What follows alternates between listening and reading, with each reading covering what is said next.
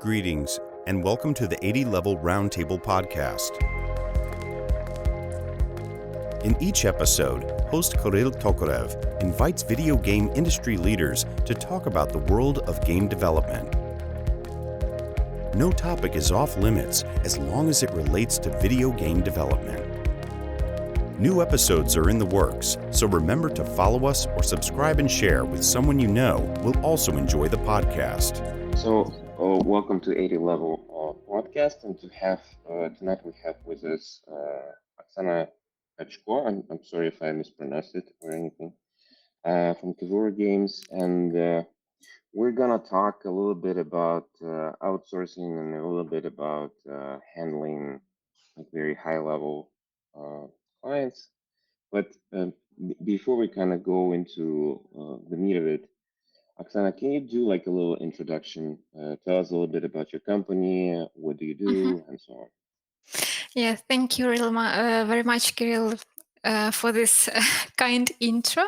I'm working for a little bit longer than a year in a Kevuru Games company. We are outsourcing company who works on like full cycle projects or only art development projects via gaming industry. So we have a lot of different projects. It can be like small projects for one test task, test assignment, or even one type of tasks, but with a big scope with 100 of similar tasks. And also we have got a lot of projects with really different type of tasks. It's called like full cycle projects. So about company, we are more than 200 people with different skill set. Artist, concept artist, character environment artists, 3D modelers who model props, characters, also environment, and so on. Also, we have got a huge teams with animation department who also work with 2D, 3D animation, and so on.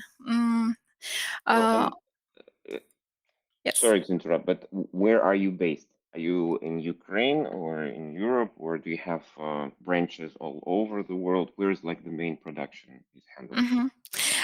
The core is in Ukraine, but now we spread our teams within the world. We have got team members in Belarus, in Russia, so a lot of countries involved. Okay, so who are your clients? Like, who are the companies that are coming and ordering whatever the services that you have? Mm-hmm. It really depends. Sometimes it's like independent customers who want to create something special for themselves to start their way in game development, and they're like basically it's like 2-3 people, product owners, or even or sometimes we can work with huge companies who have big teams inside in-house, but they need to increase some release speed, or like the purposes can be different, but in general our customer is the people who need some help within the art production, or within the involve some special skill set into their own teams, because they haven't got the same specialist in-house. So what are like the main channels that you're using to attract clients? Like, do you do advertising? Do you do a lot of business development? How do customers find you? Actually, both ways. We have got like 2 ways to attract our people, our customers, correct? We have got the advertising system, or also our site, which works like a live advertisement, yes. And also we have got our business development department who reach out the potential clients and to try to involve them into Kivuru Live. So let's talk about I know that recently you had a very big client that you work with, the very big franchise that you've started working with. Can you tell us a little bit, how did this story start? Where did the client come from? What did they want, and how did you start working on that project? Actually, the project start was like about 2 years ago, and the project was started as a test assignment, and it was a huge step for our team, because there were a lot of technical and security requirements from the Lucasfilms to like the game department, ILMX, like this kind of department called, and they had a lot of like huge list of requirements, and our team worked to meet them all, and it was like a big challenge for us. But then when Oksana, yes. sorry to this, but what about like technical and skill requirements? Like as far as I understand, so you started with a kind of like it was a small test project. So how did you approach this? What did you want to do? Did you use the same workflow? Did you use some kind of like a special workflow when you were working with this client? Did you find some like the best? Did you allocate like the best internal specialists to work on this, or did you just kind of do it as you would do any other project? Actually, for test assignment, we assigned our art lead of 3D character team, and he worked by his own on the test assignment. It was like a one character, and the production pipeline wasn't some different from the like another tasks, but we pay huge attention for the quality of the production. For example, we have provided different option of texturing, and also Anatoly Didok, it's our art lead of 3D team. He works more than 20 years in a game production, and he paid like the most attention for the technical part as well. For example, as we were working on the game model, it needs to be optimized highly and still have a good visual part, and it's like really important point to keep both, to have the nice preview, the nice view of the model itself, and also to be able to involve it into a game, and to have it the best way optimized, and for to avoid any lags, any bugs into a game. So yes, on the test assignment, the best artist worked, and it was a rational point to assign the highly skilled person on this. And also, as far as I know, previously we had to approve that we can assign this person for the customer, and we share the portfolio of Anatoly, and of course he was confirmed to start with test assignment.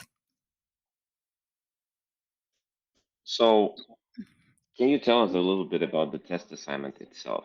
So I know that we can find illustrations on your website, and we can read more about it there, but maybe you can just kind of explain what did you need to do and what were like the main requirements. Mhm. Actually, the main requirement was to keep the technical requirements. It's super super hard for me to describe now all the technical requirements, but visually we must to keep the similarity within the concept, because the concept was provided by customer. And in this case, of working with Lucasfilm, we had to be a maximum consistent with the concept. So they had their own vision of each character in the game, and they have provided the highly detailed concepts, and we need to keep this concept alive in 3D as a 3D model. As about the character itself, it was like one of how it called, like war unit, or Droids. yes, yeah, not droids. It wasn't a droid. It was like one of a warrior, of Okay. a army. Yes, and it has a really interesting texture. And as we saw after the test assignment was done, this texturing were applied to different characters, which weren't done on our side, but the texturing which were provided by our team, it was like applied for another character. And it was a really big pleasure for us to saw that our work wasn't only a test, yes, only like formal task. It was a really important part for the for the customer as well. They used our materials for the game and spread these materials for different characters. So And it I was guess really, one of the points there was that it was a VR title, right? So you had to go yes. through a lot of optimization to make sure that the characters would work well Mhm. on like low powered devices, because VR devices is still like not very heavy. Mhm. Yes, we have done 3 level of even 4, if we if we count the low poly model as a first level of optimization. So the next 3 levels also were done by us, and there depends on the distance in the game. So from a really far distance, you will have a super optimized model, super simplified, but still you will read this model as the same model from the closer distance. It wasn't a big difference for people like via preview mode, but for the game loading, for the like productivity of the game, it's a huge difference when we use optimized models and non-optimized models. It's a really important thing. Yes. So what was the reaction like? Did they like the project, and what were like the next steps? Did you continue Mhm. working with them, or was it just like a little test and they stopped working? So what happened next? Mhm. The test was approved, and then was a silent, and the silent was during, I guess, 4 or 5 even months, and then they return with actual production tasks. It was. It was a scope of work which consists of 2 different tasks. One was droid, yes, droid model, and the the other one was like Box Henchman, and how is it called? Let me check. It was like пехотинец, like Pichotin warrior, who also Never mind, has some kind of soldier. yes, So yes, some kind of soldier, and both of those models had different variation of their texturing. For example, for the soldier, the special kind, we have got 3 different color schemes and 3 different textures. For droid, we had 2 options, which were like dramatically different via the color scheme as well.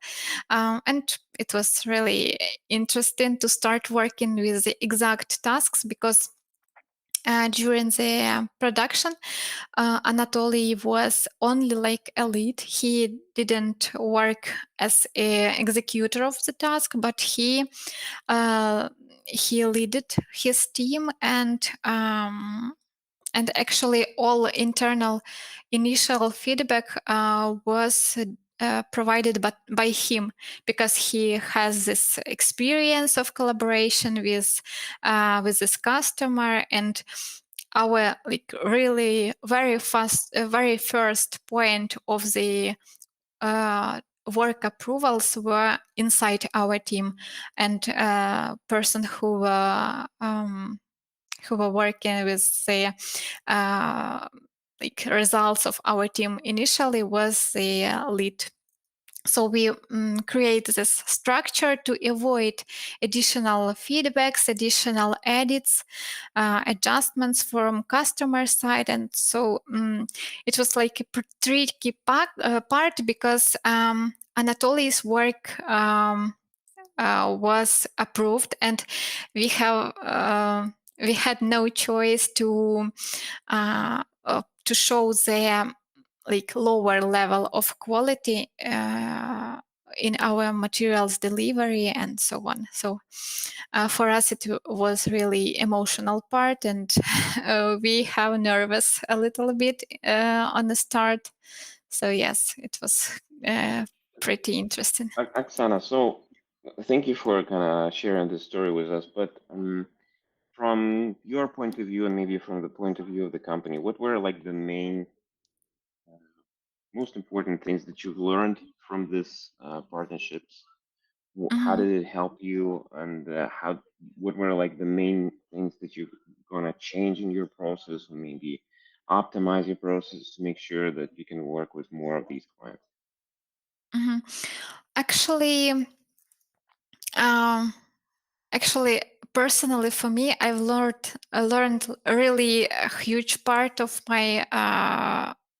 my experience there, because our team has taught me all which I know now for within 3D modeling. It was my very first project within 3D, and previously I've used to work only with 2D arts, and it was really critically important for me to show the best communication skills, the best attention for details and so on. But for all team, it was a huge experience while working like face to face with a client, because it was I would like to say the first client which were like face-to-face communication with all team for each review session. Because not sometimes, but basically in general, clients don't communicate with all teams. They communicate only with project manager, or with project manager and team lead. But in case of Lucasfilm,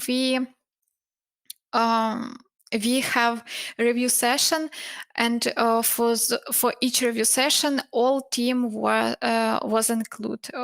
Each team member was on the calls, and each team member has the like the strict direction exact from the first hands of our customers. So it was really a really huge experience how the artists can communicate and can get the feedback exact from the customers without any after preparation on PM side or after preparation on lead side. So it was like direct feedback.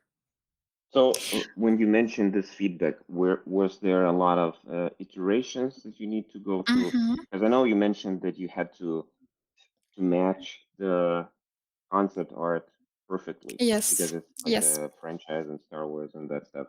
So did they kind of pick your brain a lot on how the model should look like, the concept, and what were kind of like the main points when they were throwing feedback at you?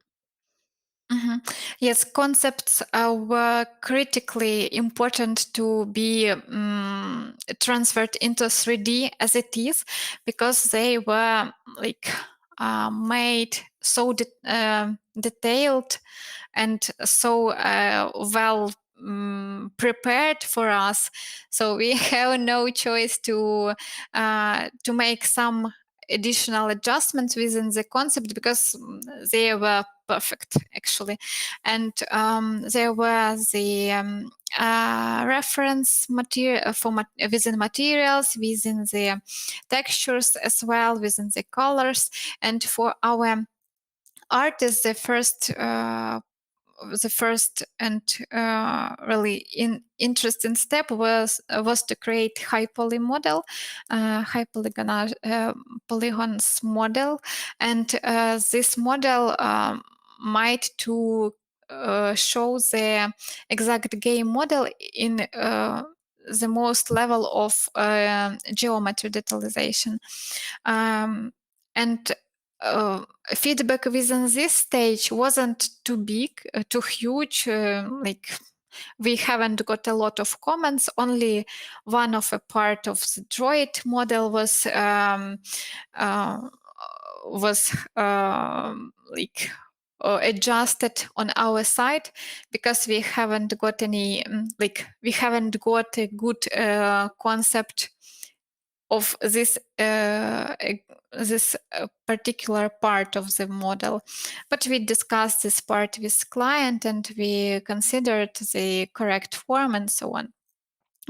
But the most feedback we had on our texturing stage, because texture shows the exact view of game model inside the game, and we had to prepare the same type of materials, the same type of colors, even the color variation, and it was a difficult part because when the model is in 3D, it can have some additional shadows and additional light reflection, which can be shown on a concept, and customer can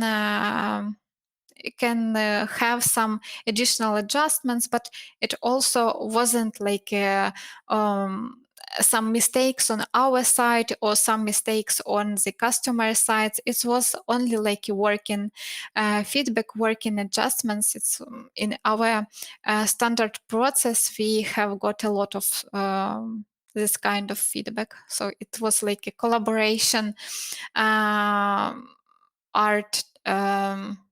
direction or something like that. Nothing special within like run working pace or something like that. Only the constructive feedback. Oksana, can you tell us a little bit about how did you decide to do this communication process? So did you, because there's bound to be like a time difference between your production people and the clients. Did you use email? Did you use, I don't know, like Jira or maybe Miro or maybe some other tools? And how did you structure the calls? Because if there's a client who wants to give feedback to like particular parts of the pipeline, let's say like to particular people, do you just kind of cram everyone on the call? Is it like two people from one side and 40 artists on the other side, or how did you organize all that?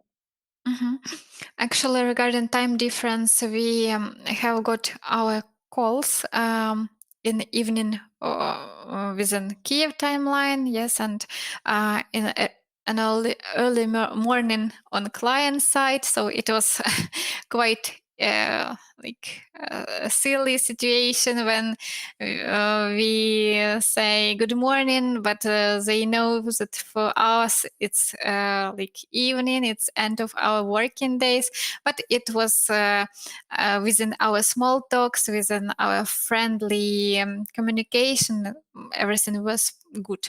But additionally to the calls, we have got different another communication channels.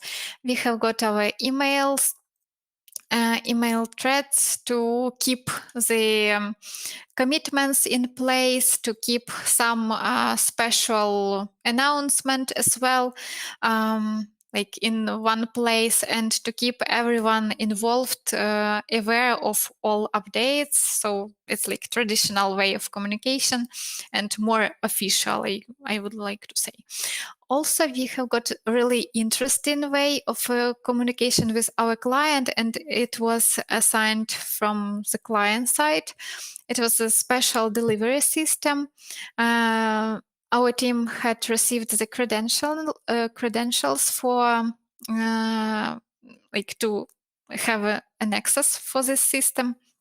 And before our review sessions, which were like run during the calls in Google Meet, or yes, we used also the Google Meet as well.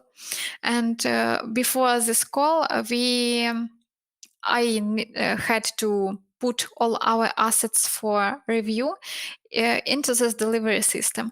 And our review session started from like small talks, and then we have go via all assets we provided, and we received the feedback as visual directions. It was like really rough drafts, exact on our previews, because I've delivered the materials as previews, as screenshots from the exact soft of 3D modeling. So it wasn't a real model, it was only previews, like to avoid the transferring huge amount of data between two systems, yes, our working system and the customer's delivery system. And that's all. Nothing special, I guess, because it was really a surprise for us. The team on their side also were huge, but super structured. I mean huge. Huge in comparison with other customers team, because sometimes from customer side we have got only one or two people who involved into feedback process, but in case of Lucasfilm we have got like 5 people, but each of them has got the particular role. For example, to one of the team, I had to address only delivery dates questions, only like projects timelines questions, and so on. For another part of team, I asked questions regarding art part and so on. For the other team participant, team member on the customer side, I've asked only technical questions. So they were like one organism who create who adjust each other, didn't duplicate each other, but be good adjustment for each other, to each other. To kind of wrap it up, and I have like two questions. Sorry, so I guess wrapping up in two parts. So first of all, what were like the biggest challenges, like for you, maybe for the team in general? What were like the biggest problems, or I wouldn't say problems, but the biggest challenges where you had to adapt the most? And the last question is, what would you recommend? What kind of piece of advice would you give to people who want to work with bigger clients and to work on bigger franchises? What do they need to have in order to be productive with these clients and make sure that they are happy? For the first question, the main challenge for us, I believe, was to prove our qualification, our ability to work on the highest quality, because the work of team lead and the work of other team members is different works, yes, but we had to work like a one person, and as a result, all our tasks were delivered in the same highest quality as the test assignment was delivered. So I believe we prove our ability to work as a super high qualified person. It was like a main challenge for us to make this happen. And as for the second question, I believe to be able to work with this kind of customers, it's no matter what country are you based, what